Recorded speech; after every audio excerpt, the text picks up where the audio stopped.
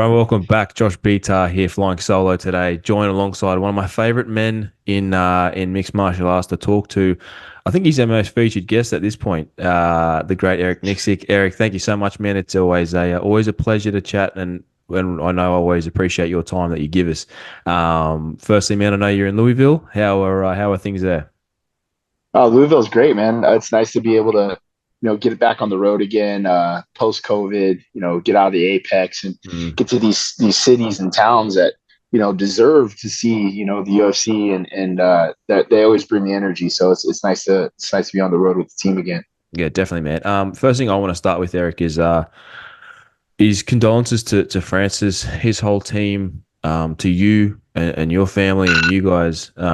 What happened is just an extreme tragic situation, and I wanted to put that out there first. Obviously for the loss of his son Kobe, and I just want to know how is Francis doing? I guess as best as you can. I would imagine in this sort of situation, I don't know how you can do any good, but I guess I just wanted to check out how he's doing. Yeah, thanks, man. I appreciate the kind words, and he's doing the best he can, and just like you said, this is a tragedy that no parent should ever have to go through or experience. And that's the reality of it, man. It's just to be there for your brother and help him through these times. It's a fight that we never thought we were going to have to corner, and we Mm. just got to be there for our guy, and only time will heal, and I think that's kind of what we're hoping for is just rally around him, and hopefully over time he'll start to heal. Yeah, absolutely, man. Well, let's touch on obviously recently the news. It's UFC 302. Sean obviously picking up a great win over Paulo Costa puts him right back in title contention. I think he was always in title contention. I think, in my opinion, I never thought he fell out of it. But anyway, a great performance from him. What did you think of Sean's performance? Obviously, it's always funny listening to you in between rounds, very animated. And but what did you think of Sean's performance? I thought Sean did what he needed to do. I thought it was a very awkward stylistic fight. Like, Costa really wasn't engaging as much as we had predicted or projected. Mm. So it was a lot of Sean, trying to cut the cage off, to try to get in his face to make it more of an exciting style of fight. But again, Sean's very awkward and difficult to deal with. So I mean, I don't blame Costa, but I Mm. also was hoping to see them meet in the middle a little bit more. Yeah, I was rather urgent. So backstory, I'll drop it for you guys. Mm. I was getting ready for to leave for the venue, and I was watching Mitch Raposo's fight. He's a friend of the gym. Mm. I think it was the first fight of the night, and the Dave Torelli was the judge, and I'm watching the fight, and I think some of the rounds were close, but I definitely didn't feel Mitch had won the fight. Yeah. And Dave Torelli scored the fight for Mitch Raposo, and I'd automatically kind of put in my head like, okay, this judge is a wild card. So then I Yeah. looked up who our judges were, and it was uh, Sal Diamato, Eric Colon, and I think the Dave Torelli guy was the Mm. judge. So I think I had a little bit of like this anxiousness knowing that this guy was our judge, and that's why I think I was cornering the way that I was, knowing that I think this guy Yeah. was a wild card. I felt like Sal Diamato is pretty good at understanding the judging, especially the style that Sean is. And I don't know, man. I just had this in my gut, like, oh, dude, there's gonna be a one wild scorecard, and it was Mm. it was accurate, and it was right. I think that's kind of why you guys saw the urgency for me, like in the corners in between rounds. Like, dude, we got to push the pace. Yeah. I don't know what this guy's looking at. Lo and behold, that was a scorecard, man. It was all over Ridiculous. the place. Yeah, absolutely. Yeah. What's up, guys? It's Josh here from the stands. And look, I know you're in the middle of a good little interview that we're currently doing, but I want to take a second of your time just to give a quick little shout out to today's sponsor, TrainAid. Obviously, they're big supporters of us, like we are of them. And today they're sponsoring this video. And look, I want to let you guys know about a little product they do. Their premium product, TrainAid Hydration. It's the best hydration formula on the market, guys. I'm not gonna lie to you. And look, if you don't believe me, ask guys like Israel Adesanya, Alexander Volkanovski, Leon Edwards. You ever heard of these guys? I mean, they're the top athletes in the world. And they're all taking TrainAid Hydration. It really is the number one formula in the world for hydration. And in the summer months here in Australia, I mean, it's something that I think everyone should be taking. And Trainade have been very nice to give us a discount code, a very healthy discount code as well. I mean, it's a nice little discount code. If you use the code FTS15 at the checkout, they will give you 15% off. We'll leave a link to their website in this description of this video.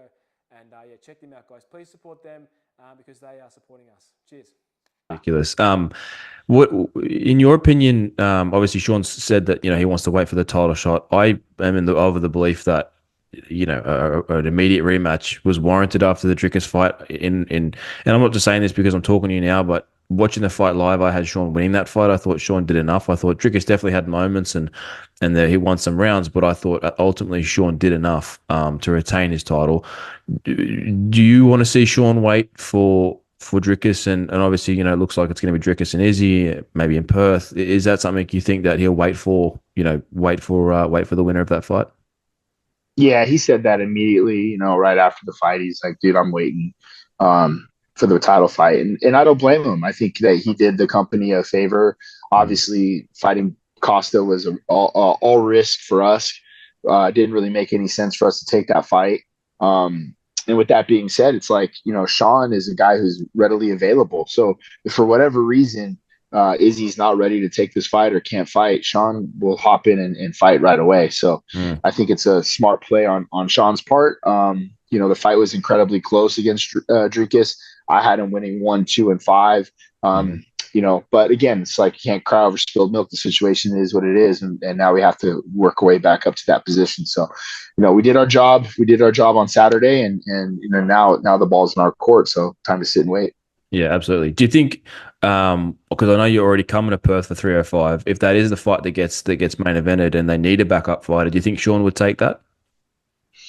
I think he would. It's something I'd actually mentioned to him, just having that opportunity, but it really just depends on the scenario and, obviously what they'd pay him and everything else. But those situations do happen where guys will come in as the backup and actually be able to fight. So it's not like jumping on a plane and going to, New York or anything. It is a pretty far trek, but, I think if the circumstances made sense, then I think Sean would definitely do that. I'll have that opportunity.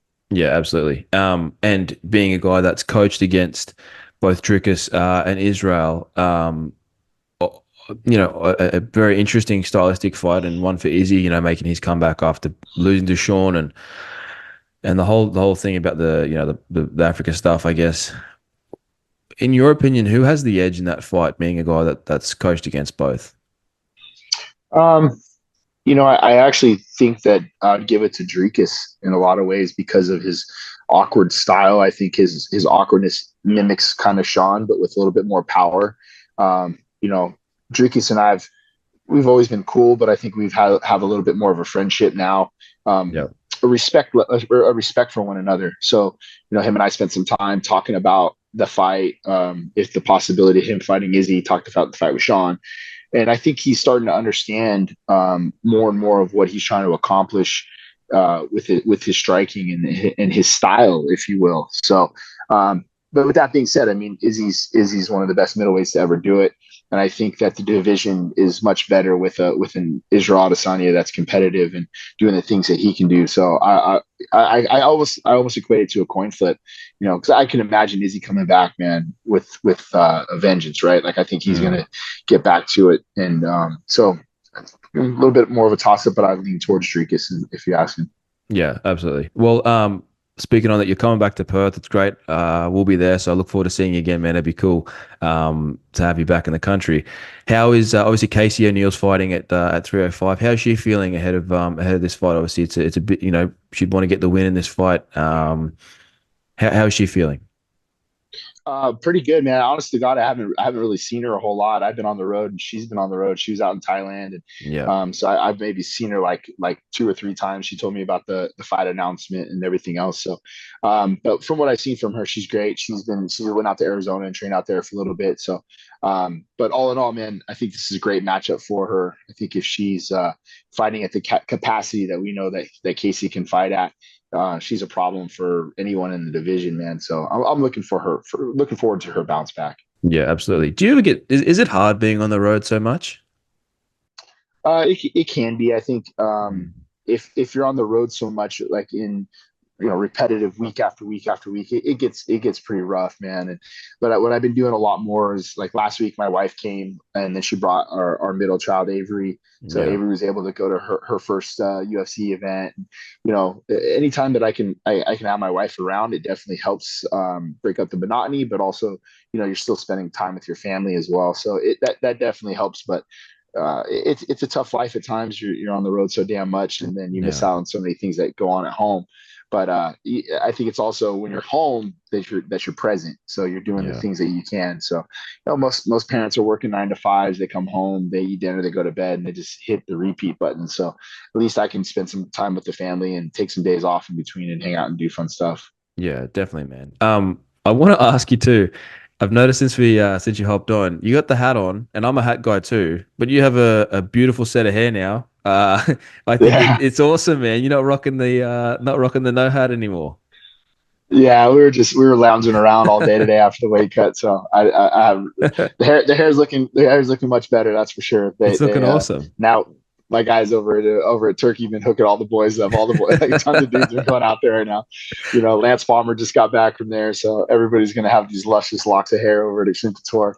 Man, it's become a thing here where we live in Queensland. There's so many combat sports athletes have been getting it done. A guy I know through, he gets it done, and he works in a hair clinic, and he gets all these combat sports guys to come in, former UFC guys and all that sort of stuff, to come in and get their hair done. Did your process hurt at all? Like, how is it? It didn't. The only thing that really hurt was the anesthesia to, like, numb up the donor area, and then once you kind of get through that little bit of, like, the injections, you don't really feel anything at all. So I was very fortunate because I didn't have much swelling. A lot of the guys, like, their heads got, like, super big and distorted because of the swelling. I didn't really have much of that at all, so I lucked out. I didn't really have any.